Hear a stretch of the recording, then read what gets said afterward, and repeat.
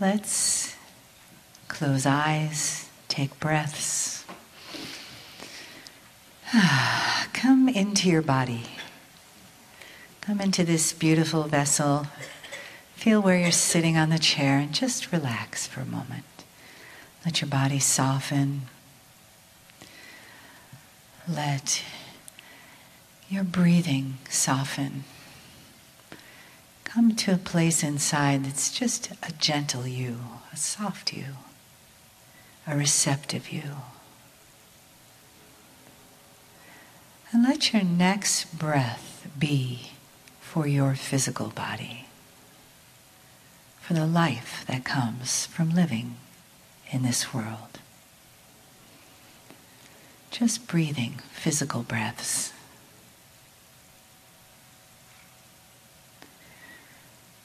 And then come into heart breaths. Let that be next. Breathing into the wisdom of your heart with gratitude and appreciation. Just saying a silent thank you inside for the wisdom that your heart brings to your life. And the peace that you feel being connected to your heart.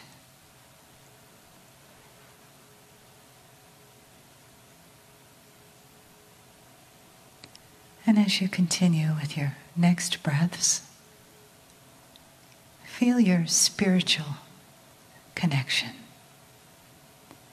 Feel the greater self that you are, the higher self that's inside of you. And breathe your appreciation into that place. Your body, your heart, and your wisdom together, forming this beautiful package of you. This lifetime, this perfect, sacred, and magnificent you here to receive, here to experience, here to transform perhaps,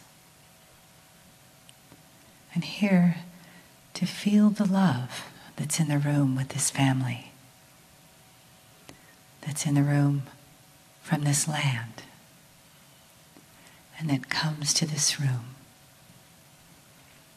with the love and the honoring of the human from Kryon.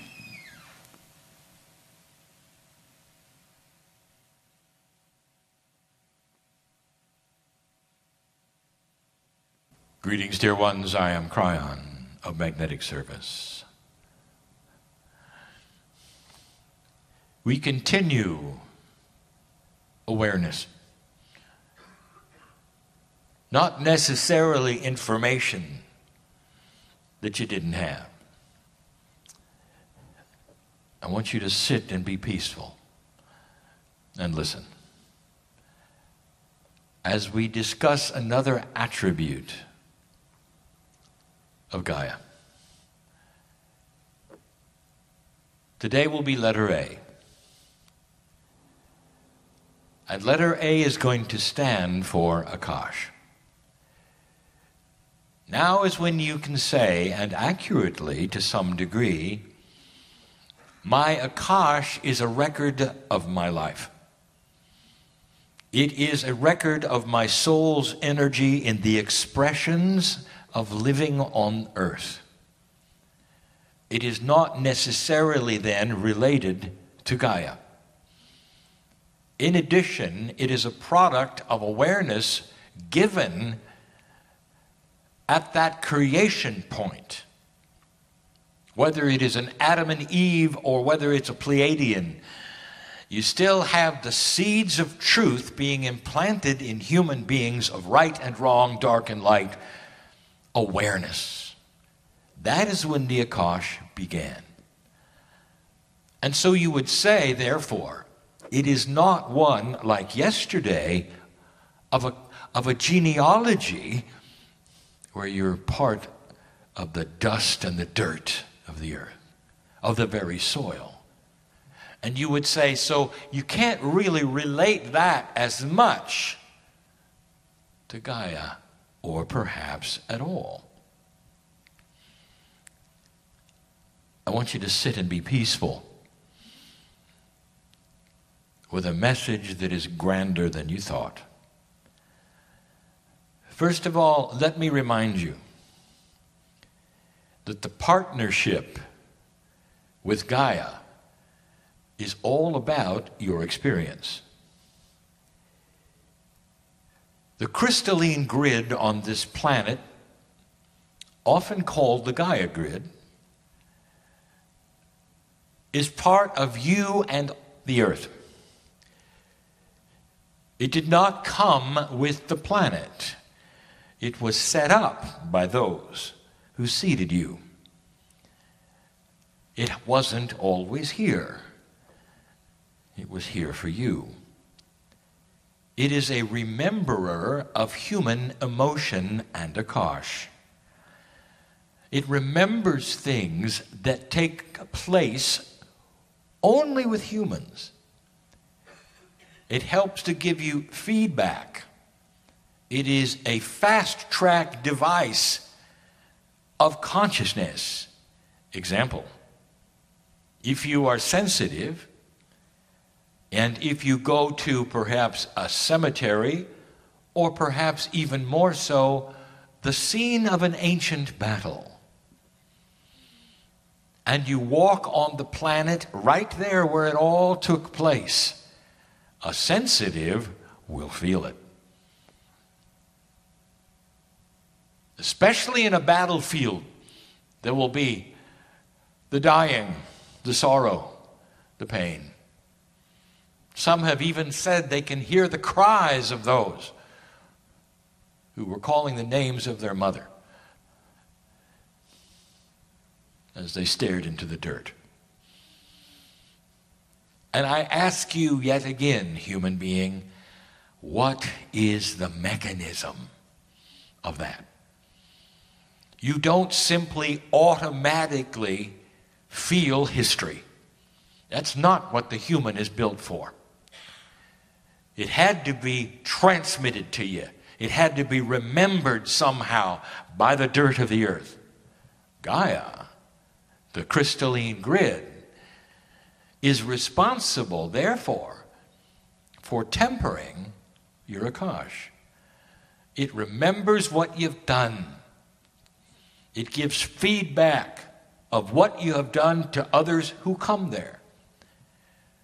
Right now, the crystalline grid remembers what humans think is the most rememberable thing, and that is fear, horror, and trauma.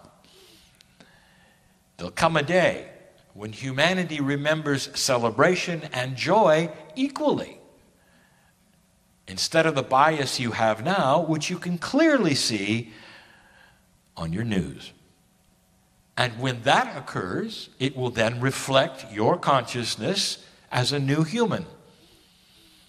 Is it possible that there is a Gaia attribute that is married or allied to your Akash? Oh, stay tuned, there's more. But just that starts to show you that Gaia is not separate from your Akash. The planet itself has been here through everything you have lived through. In this very room, old souls, both genders, guaranteed. Small, gentle women who in the past yielded a very strong sword. Warriors, you were. We've said this before. Big men who had many children.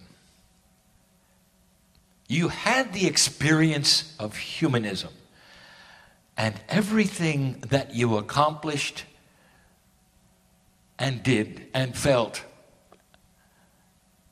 through birth and death many times collected and stored in your DNA, available when you became a bit more aware, which is now. That is the system.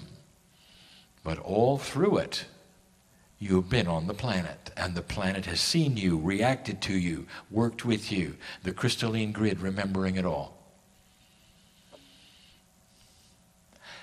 A video was given you today that those who are not here will not relate to. A child was taken back to his former life. He said he was a soldier who was killed, and when he went to the place where he visited the death of his past life, he reacted. That, dear ones, is the crystalline grid. It was there when he passed. It talked to him about his own passage. And for a moment or two, there was sorrow and grief as he remembered as a child what it was like to pass over the veil when he was a young man in battle. That is what the crystalline grid does, and it is Gaia-based. Your Akash was shared by Gaia. Oh, it gets better. There's a system that we will review with you. And the system is all about you and your Akash on this planet. We don't dwell on these things because we don't want you to. The systems that are in place that you might even call spiritual accounting are energy systems. Just like there is a system when you come and go from the planet of how you choose the next incarnation, who is involved, how many times are you one gender or another. It is not a roll of the dice. It is not random. It is beautiful, it is planned, it is by you, there's a system there, and it works. There's also a system for how Gaia keeps track of who comes and goes. The cave of creation. Misunderstood by almost everyone. It is not a three-dimensional cave, and yet it has attributes of one. It is a multi-dimensional place on the planet, beneath the planet, within the planet, that will never be discovered. It does not radiate energy. You cannot find it and won't. But it is the coming and going point that is the alliance of the human soul and life on planet Earth. And in this cave, metaphorically, there is a crystal for every single soul that has ever been here or potentially ever will be. Now that is a tough one for a linear human being with linear time, where you will say, how could that be when the future is not happened yet, has not been here? How can you have a crystal for humans who haven't showed up yet? And the answer is because the potentials of what you would do is always there in front of you, as real as reality itself. The cave is something that keeps track of your Akash. When you pass over the veil, 3 days after what you would call death, you leave the planet. But the crystal in the cave retains your Akash. Your experiences on the planet do not leave with you as you return to Creative Source. That belongs to Gaia. When you return, right at the point of birth, first breath, when you're on your own, the crystal releases the Akash to your DNA. and you pick up where you were and you keep going. Lifetime after lifetime after lifetime. The planet is the storehouse of remembering what you did here on this earth. Therefore, you would say at the heart and the depths of Gaia itself is your Akash. There is a partnership with this planet that is so strong that there is nothing you can list that is apart from it. Nothing. And that is the lesson. There is one more thing. We revealed to you, not too long ago, a missing piece.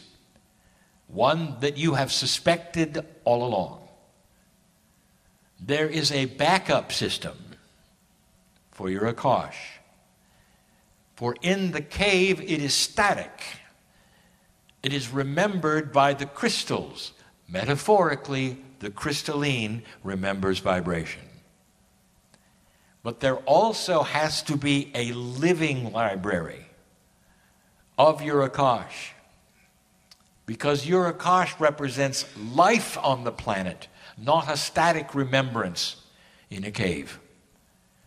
Complex as it might seem and occur to you, there is an alliance between the static remembrance and the living remembrance.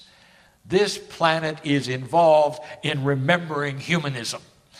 All that is here is a partnership with human beings and their souls for what you are doing. And the living library of the human Akash you will find in the whales of the planet.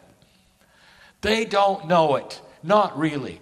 They don't have the intellect to know it, but they know it. Those who have had encounters with whales are never the same. Those who have had a whale look them in the eye, they'll remember it the long as they live. Because the whale knows you at some level. Consciousness of humans is seen and understood and actually is attractive to cetaceans. Now, those of you who understand biology know that a dolphin is categorized as a whale. Are you connecting the dots? The dolphins know you. The only mammal or fish in the ocean that will recognize human consciousness, turn direction, and head toward you.